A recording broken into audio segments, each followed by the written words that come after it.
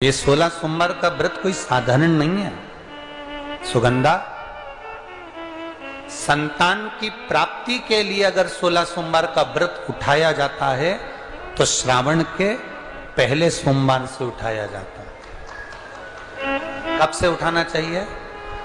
श्रावण का पहला सोमवार। सुनो सुगंधा, यदि कोई विशेष बीमारी, बहुत रोग हो गया, तकलीफों में जिंदगी चल रही हो, बहुत कष्टप्रद जीवन चल रहा है, तो बैसाख के महीने के पहले सोमवार से 16 सोमवार का व्रत उठाना चाहिए। और सुनो सुगंधा, उत्तम वर, उत्तम घर, व्यापार, व्यवसाय, नौकरी, पद, प्रतिष्ठा के लिए अगर हमें व्रत करना है तो मार्गशीर्ष मास का पहला सोमवार से इस व्रत को प्रारंभ कर देना चाहिए।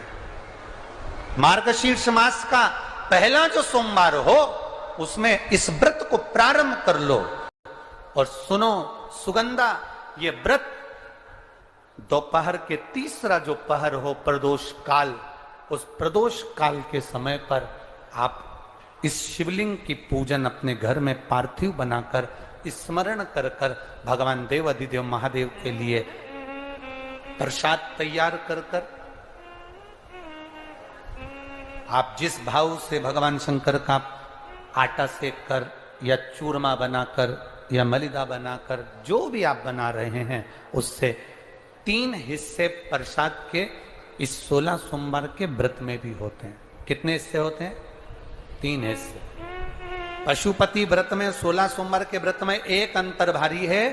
पशुपति व्रत में 2 हिस्से मंदिर में रह जाते हैं, एक हिस्सा अपने साथ आता है और स्वयं को खाना पड़ता है। पर 16 सोमवार के व्रत में यह भाव है, एक हिस्सा भोलेनाथ का रहता है, दूसरा हिस्सा भक्तों के लिए, शिव भक्तों के लिए रहता है, और तीसरा हिस्सा आपके लिए रहता है। यदि पूरा ना पा सकें तो दूसरे को भी आपके हिस्से का प्रसाद दे सकते हैं, प्रदान कर सकते हैं। एक बड़ा सुंदर प्रसंग आया।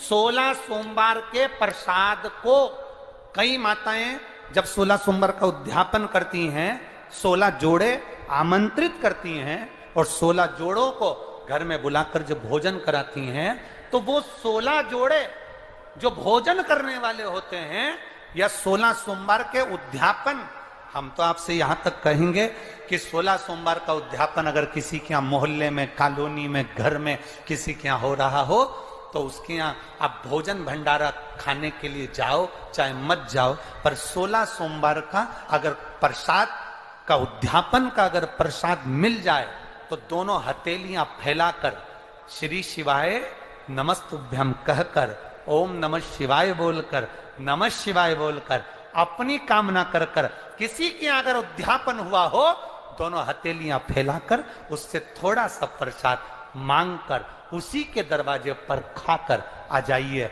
आपकी जिंदगी को सुख का अनुभव हो जाए। तो कोई पूछे ये कथा कहां से ली, तो आप बता देना नरसिंह पुराण में यह वर्णन आता है। कौन से पुराण में है? नरसिंह पुराण में वर्णन आया कि एक बहुरोमा नाम का एक दैत्य था, एक असुर बहुरोमा। एक बार बहुरोमा नाम का ये दैत्य, ये असुर मार्ग से निकल कर जा रहा था और किसी एक ऋषिवर ने, एक गुरु ने, एक संत ने उस बहुरोमा दैत्य को देखा। नरसिंह पुराण का चरित्र।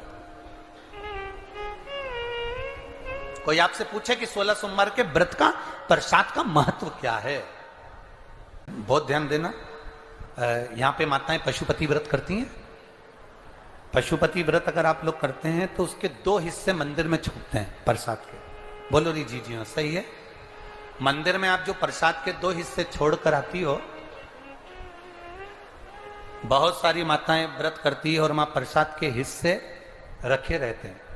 मंदिर का पुजारी हो, मंदिर के पंडित जी हो, या मंदिर की कोई नारी, कोई पुरुष, कोई बच्चा, कोई बड़ा, उस प्रसाद को एकत्रित कर लेता है और उस प्रसाद को जो भक्त लोग दर्शन करने आते हैं जिनका पशुपति व्रत नहीं रहता, या जो दर्शन करने आए, या गांव के बच्चे हों, नगर के बच्चे हों, कॉलोनी के बच्चे हों, उनको वो प्रसाद जो वितरण किया जाता है, शिव महापुराण की कथा कहती है हजारों हजारों अश्वमेध यज्ञ का जो फल प्राप्त होता है वो मात्र वो प्रसाद के वितरण से, उसके पाने से प्राप्त हो जाता है। आप लोगों में से कोई माता ने करा कभी ऐसा? अगर कोई प्रसाद चढ़ाकर गया पशुपतिनाथ व्रत का, 2 हिस्सा छोड़कर गया, और बहुत सारी माताओं ने छोड़ दिया और वो सब चली गई, उसके बाद वो प्रसाद रखा रहता है, तो उसको एक तसले में, एक पात्र में एकत्रित करना चाहिए और उसको बांटना। हजारों अश्वमेध यज्ञ के फल के बराबर वो पुण्यता पशुपतिनाथ के व्रत को वितरण करने की, उसको पाने की।